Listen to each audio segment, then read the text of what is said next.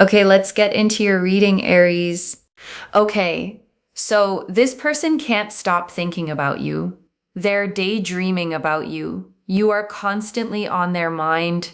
Knight of Cups energy. They want to come towards you. They want to reach out. They want to communicate. They want to reconcile.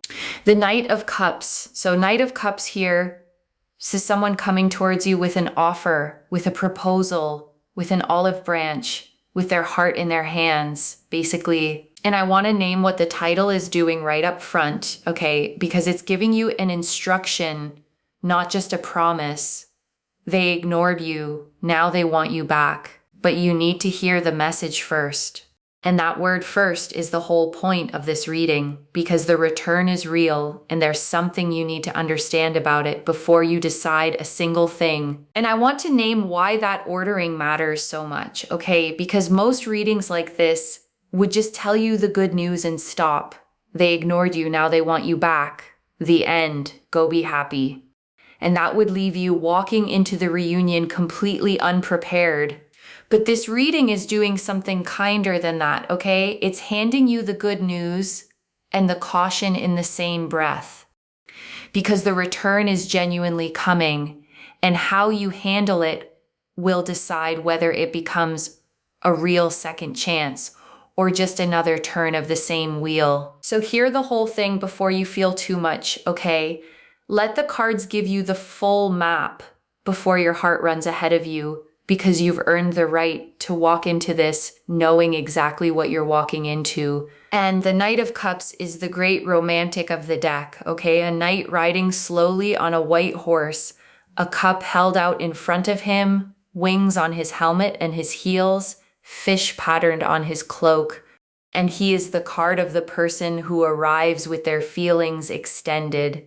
The confession, the proposal, the offer of the heart. And notice he moves slowly, okay? His horse walking, not galloping. So whatever's coming your way isn't reckless or impulsive. It's considered. It's someone who has thought about this, felt it build, and decided to come toward you with it on purpose. And I want to draw out one more thing about this knight, okay? Because there's a tension between him and a card coming later. The Knight of Cups moves slow and heartfelt, but further into this reading, we're going to see the Knight of Swords, who moves fast and intense, and that's not a contradiction, okay? It's two layers of the same return.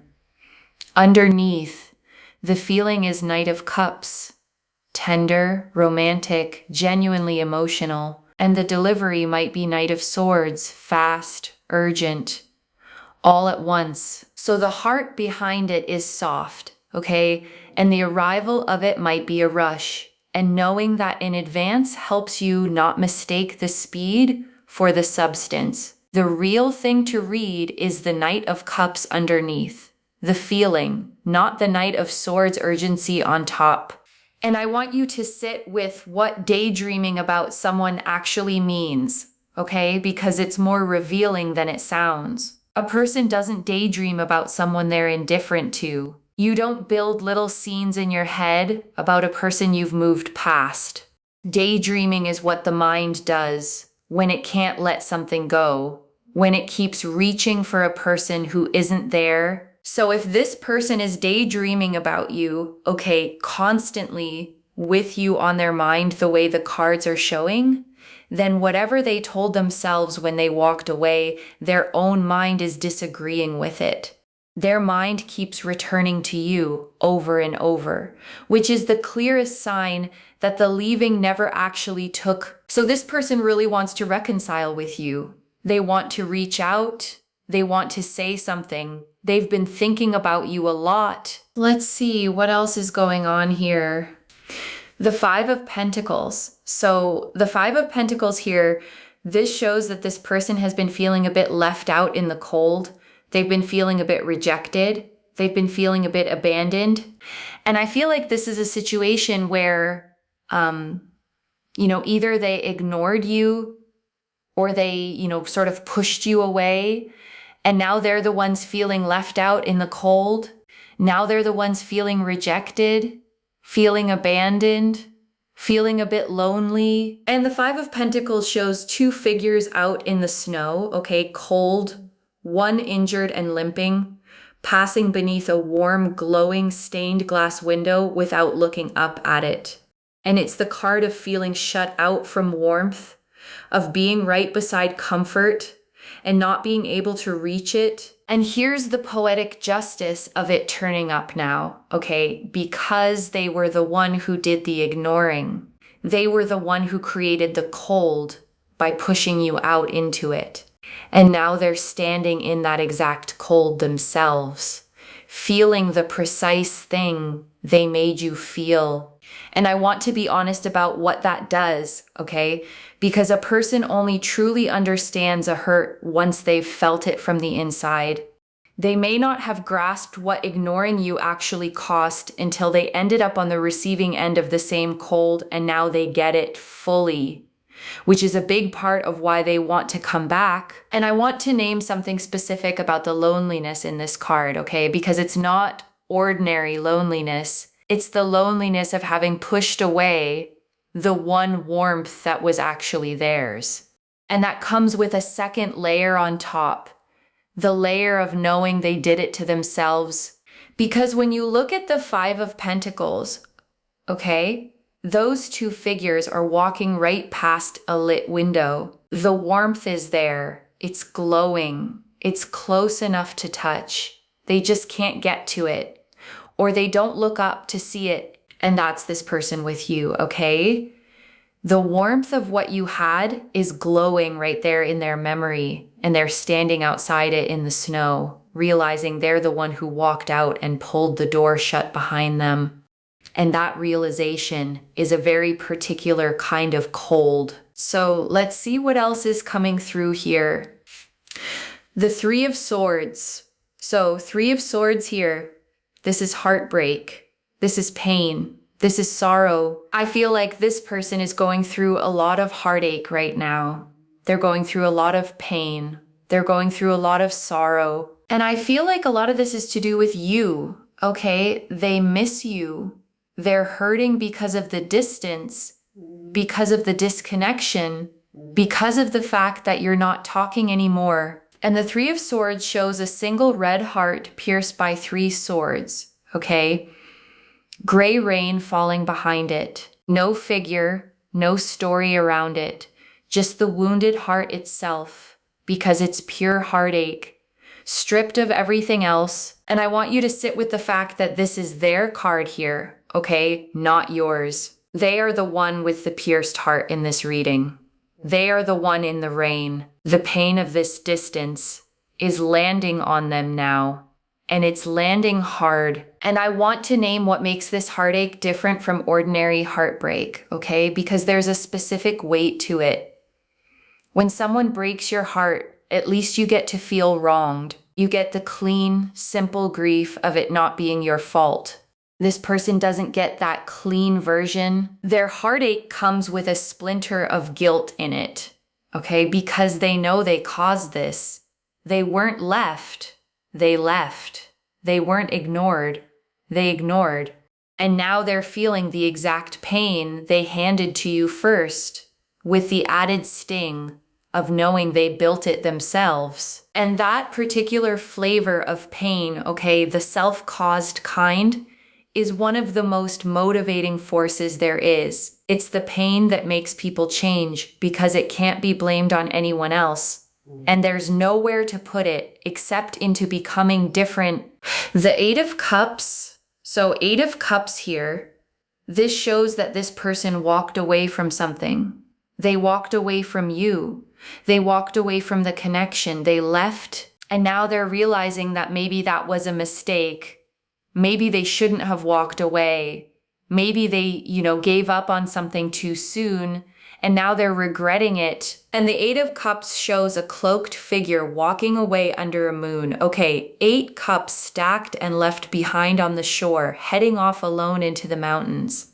And it's the card of leaving something that looked full but felt empty, of turning away from what you have to go searching for something else, And here's the thing about the Eight of Cups, okay? The person walking away in that card usually believes they're leaving for a good reason. They think something's missing. They think there's something better over those mountains. And this person made that walk, okay, away from you, convinced there was something they needed that they weren't getting. And now they've climbed the mountain and found that whatever they were looking for wasn't over there at all. It was in the cups they left behind on your shore. And I want to sit with the specific regret of the Eight of Cups, okay? Because it's a haunting one. This is the regret of someone who had the thing and chose to leave it and only understood its value once it was behind them. Because when you're standing in the middle of something good, okay, it's easy to take it for granted. It's easy to focus on what's missing, to imagine that something better is waiting somewhere else. The Eight of Cups person believes that story enough to actually walk, and then distance does its work, okay? And the thing they left starts to look completely different from far away. The flaws shrink, the good parts glow, and they realize that what they walked away from was the very thing they'd been searching for the whole time they were leaving it. So let's see what else is going on. The Page of Cups. So Page of Cups here, this is someone coming to you with a message. This is someone coming to you with an emotional offering, with, their feelings, with a bit of vulnerability. So I feel like this person is going to reach out to you.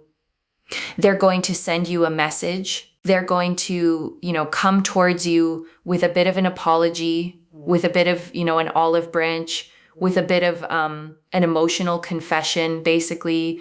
And the Page of Cups shows a young figure at the shore, okay, holding a cup, and a little fish is popping its head out of that cup, surprising them.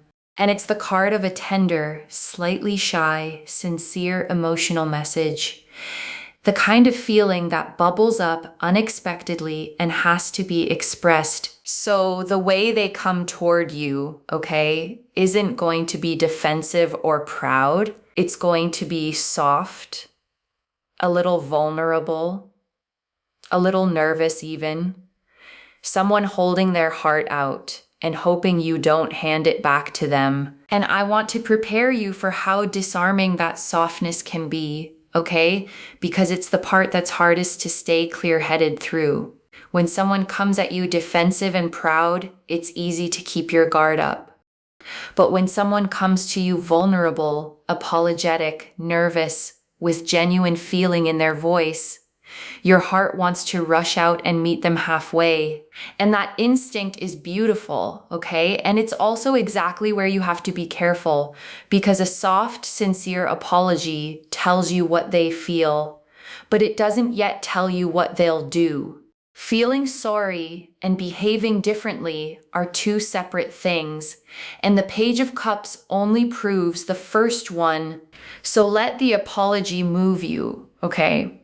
You don't have to pretend it doesn't. Just don't let the softness of it be the whole basis of your decision, because the sweetest apology in the world still has to be followed by weeks of the changed behavior that actually proves it. So this person really wants to reconcile. They really want to reach out. They really want to make amends. But here's the thing. And I want you to hear the shift that's about to happen in this reading, okay? Because up to this point, it's been all warmth. They miss you. They regret it. They're coming back soft and sincere. And all of that is true. And none of it is the whole story, because the next card is where the reading turns from good news into wisdom, from here's what's coming into here's how to handle it. And that turn is the most important part, because plenty of people get the reconciliation they wanted and then walk straight back into the same pattern that hurt them the first time. This reading is trying to spare you that, okay, so stay with me for the part that matters most. The Devil. So Devil here, This is where you need to be a little bit careful, okay? Because with the devil, there can be a bit of, unhealthy attachment. There can be a bit of obsession. There can be a bit of, wanting something for the wrong reasons. And this is the message that you need to hear first, okay? Before you take this person back, this is the whole reason the title says you need to hear the message first. And I want to explain why the devil specifically, okay, and not some gentler warning card. The devil is the card of the thing you keep going back to, even when part of you knows better. It's the card of the pull that overrides your judgment, the attachment that feels like need rather than choice. And it can point at their attachment to you, okay? The obsessive, can't let go quality of how they want you back. But I want to be honest, it can also point at your attachment to them, the part of you that might take them back too fast, simply because the missing has been so heavy. So the devil is a mirror here, okay? And it's asking both of you a question. Is this love the kind that wants the best for the other person? Or is it need, the kind that just can't stand the absence? And you get to answer that for your own side too, not just theirs. And the devil shows two figures chained beneath a horned figure on a throne, okay? And here's the detail that matters most. The chains around their necks are loose enough to lift straight off. They could walk away at any moment, and they stay because they're choosing the chain. And I want to be really honest and careful with you here, okay? Because this is the part of the reading that actually protects you. The devil showing up around there wanting you back doesn't mean they're evil, and it doesn't mean you have to run. But it does mean you have to look closely at why they want you back, because there's a version of this, okay, where they want you back because they genuinely love you and realized what they lost. And there's another version where they want you back because they can't stand not having you, because the loss bruised their ego, because they got used to having access to you, and losing it feels like losing control. And those two look almost identical from the outside, okay? Especially when someone's being sweet and apologetic. The devil is here to tell you to slow down and tell the difference. Because obsession dressed up as love is one of the hardest things to see clearly when you've been missing someone too. And I want to give you something concrete to actually watch for, okay? Because slow down and tell the difference is hard to do in the moment. So here's how the two versions behave differently over time. Love that grew up, okay, takes responsibility without being cornered into it. It names what it did wrong specifically, not vaguely. It doesn't rush you. It gives you room to be unsure. And it stays consistent even when you're not immediately rewarding it. And the ego version, okay, gets warm fast and cools fast. It apologizes in generalities. I'm sorry for everything, rather than for anything in particular. It pushes for quick resolution, because what it actually wants is the reassurance of access restored. And once it feels secure again, the effort quietly disappears, so you don't have to judge their heart on day one, okay? You just have to watch which pattern shows up over the following few weeks. And the devil is here to make sure you actually watch instead of closing your eyes and hoping. So let's see what else is coming through, because I want to give you the full picture here. The Knight of Swords. So Knight of Swords here, this shows that this person is going to come towards you quite fast. They're going to come towards you quite, suddenly. It's going to be a bit unexpected. And I feel like when they do reach out, it's going to be quite intense. It's going to be quite, full on. They're going to come at you with a lot of energy, a lot of, wanting to sort things out quickly. And the Knight of Swords is shown charging on horseback at full gallop, okay? Sword raised high, leaning forward into the wind, storm clouds gathering behind him. He is the fastest, most headlong card in the entire deck. and he does not do patience. So when this person comes, okay, they may come all at once intensely, wanting to resolve everything in one big rush. And I want you to be ready for that because the intensity can be sweeping, and sweeping is exactly the thing that can knock you off your own clear thinking, and paired with the devil right before it, okay? That fast, intense energy is worth watching carefully because sometimes the rush to fix everything quickly is really a rush to get access back before you've had time to think. And you deserve the time to think. And I want to give you permission for something specific here, okay? Because the intensity of the Knight of Swords can make you feel like you have to respond right away. You don't. The speed is theirs, not yours. When this rush arrives, okay, you're allowed to slow it down. You're allowed to say you need some time to sit with it. You're allowed to read the intense message, feel everything it stirs up, and then wait before you answer. Because anyone who genuinely wants to rebuild, okay, will respect you taking your time. The only kind of person who can't tolerate you slowing down is the kind who needs you swept up before you think too clearly. And that reaction itself would tell you everything the devil was warning about. The Lovers. But, okay, we've also got the Lovers here, which is a beautiful card. And I don't want to, completely, sort of scare you off this person, because the Lovers here shows that there is a genuine connection. There is a genuine bond.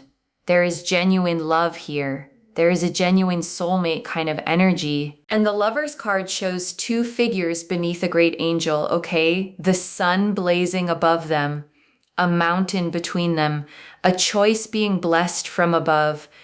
And yes, it's a card of deep love and connection, but at its very core, the Lovers is a card of choice, of a decision made with your whole self. And I want you to hold both of these cards together, okay? The Devil and the Lovers, because that's the true shape of this whole situation. There is genuine love here. The Lovers is real, and there is also a shadow. The Devil is real too.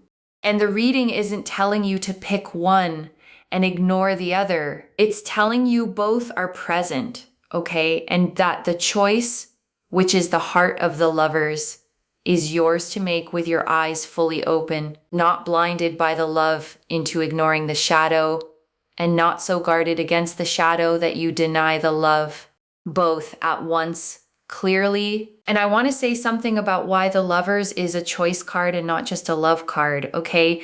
Because most people only know the romantic half of it. Look at the image again.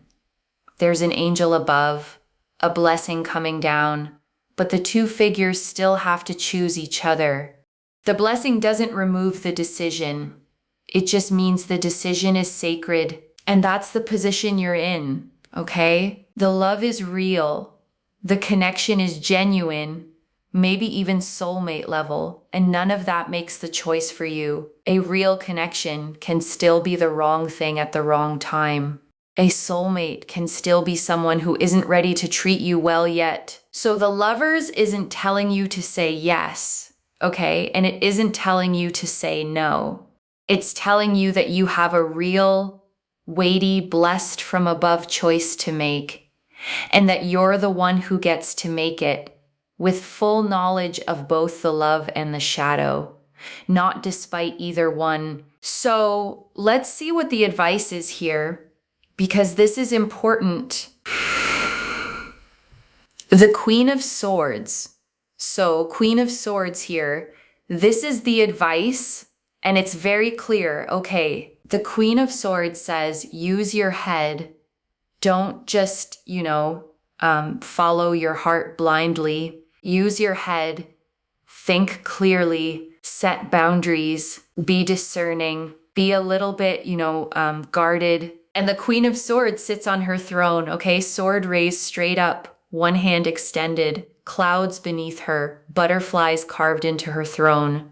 And she is the card of clear sight, of the person who has been through pain and turned it into wisdom rather than bitterness. And people always call her cold, okay? And she isn't. She just refuses to be fooled. She loves with her eyes open. She can care about someone deeply and still ask the hard questions, still hold a boundary, still notice when something doesn't add up. And that is exactly the energy this reading is asking you to bring, okay, to this reconciliation. Not a closed heart, but a clear head. You don't have to reject them to protect yourself. You just have to stay the Queen of Swords, warm but discerning, open but not naive, willing to receive the apology and still watch the actions that come after it. And I want to speak to why the Queen of Swords is the perfect advice for you specifically, okay? Because of everything you've already been through in this. You were ignored.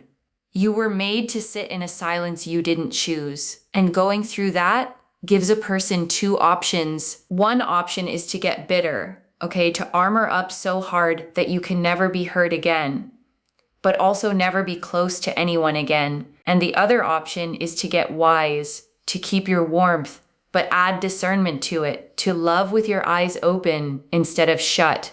And the Queen of Swords is the second one, okay? She's not the woman who stopped feeling. She's the woman who kept feeling and got smart about it. She's proof that you can be soft and sharp at the same time, tender and clear, open to love and unwilling to be fooled. And that's who you get to be walking into this, okay? Not the person who got ignored and is just grateful to be wanted again, but the one who knows her worth so completely that she can let someone back in slowly on her own terms and lose nothing either way it goes. And before the final message, I want to leave a few things to actually hold on to, okay? The return is real, loves. The Knight of Cups, the Page of Cups, the Eight of Cups, regret. All of it says this person is genuinely coming back, genuinely missing you, genuinely feeling the cold they put you in. You did not imagine the connection, and you are not crazy for sensing they still care. The second, but the message you need to hear first, is the Devil. Before you fall back in, look clearly at why they want you back. Real love that realized its mistake looks different from an ego that can't stand losing access. One of them changes and stays changed. The other is sweet until it feels secure again and then drifts right back. The third, be the Queen of Swords. You can keep your heart open and your head clear at the same time. Receive the apology, feel the love, and still make them prove it with consistency over time, not just with one intense, sweeping Knight of Swords rush of words. Words are easy. Weeks of changed behavior are the proof. And I want to answer one more thing, okay? Why this reached you now with this much specific detail? Because they're about to come back, and you are going to have to decide fast, in the heat of the moment, with your heart pulling hard. And this reading arrived first, okay, so that when the message comes, you already know what to watch for, and you get to choose from clarity instead of just from longing. I don't pull the Knight of Cups, the Five of Pentacles, the Three of Swords, the Eight of Cups, and then the Devil right next to the Lovers, with the Queen of Swords as the advice, all by accident. And I want to speak to the small longing part of you for a second. Okay, the one quietly thinking, but I miss them too, so who cares why they're coming back? You care, because you deserve to be wanted for love, not for access. And the difference between those two is the difference between a real second chance and the same cycle wearing a nicer face. This is already clear, okay? The Knight of Cups confirmed they're coming toward you with their heart out. The Five of Pentacles confirmed they're the one cold and shut out now. The Three of Swords and Eight of Cups confirmed real heartache and regret over walking away. The Page of Cups confirmed a soft, sincere, apologetic message is coming. The Devil confirmed the warning, look at why. The Knight of Swords confirmed it comes fast and intense. The Lovers confirmed real love is genuinely present. And the Queen of Swords confirmed the advice, open heart, clear head, So let me lay this all out one final time, okay? Slowly, so it actually settles. They ignored you, okay? And now they're the one out in the cold, heartbroken, regretting the walk they took away from you, and they're coming back fast, soft, and sincere, with their heart in their hands. And the love is real. The lovers confirmed that. But so is the message you needed to hear first, the devil, which is to look clearly at whether this is love that grew up or an attachment that just can't let go. And your job is to be the Queen of Swords, warm but clear, open but discerning, letting them prove it with time instead of being swept away by the rush. One message. They're coming back with love in one hand and old habits in the other. Your job isn't to guess which. It's to make them show you. If this resonated, loves, let me know what hit hardest. I genuinely read every comment, okay, even the ones I can't always reply to individually. Your story becomes part of the reason this reading keeps finding the next person who needs it too. Like this reading, and make sure that you're subscribed. And I'll see you in the next one. Wherever you're watching this from, okay, I want you to actually feel this settle in before you go. You spent a while being the one who got ignored, okay? The one left wondering, the one who had to sit in a silence you didn't choose and didn't deserve. And now the whole thing has turned around, okay? Now they're the one in the cold. Now they're the one reaching. Now they're the one hoping the door still opens. And that shift didn't happen because you begged for it, okay? It happened because you stepped back and let the truth of the situation surface on its own, which is the most dignified thing a person can do when they've been treated as less than they are. So meet this return standing tall, okay? Not cold, not vengeful, just clear. You're allowed to still love them and still require them to earn their way back. Those two things have never been in conflict, and holding both is exactly what the Queen of Swords would do. And I want to leave you with one last picture, okay, because I think it captures the whole reading. Imagine the two of you standing where you started, except everything has quietly reversed. You're the one steady now, warm, whole, clear-eyed, and they're the one arriving, hopeful, a little nervous, holding out a cup and hoping you'll take it. And there is no rush in that picture, okay? You don't have to grab the cup the second it's offered. And you don't have to knock it away either. You get to look at it, look at them, and take exactly as long as you need to know what's really in it. That's the whole gift of hearing the message first, okay? You get to receive this return as the calm, discerning, fully worthy person you've become, instead of the one who is left in the silence. And whichever way you choose, you win, because you're choosing from strength now, not from longing. Take care of yourself. Bye, loves.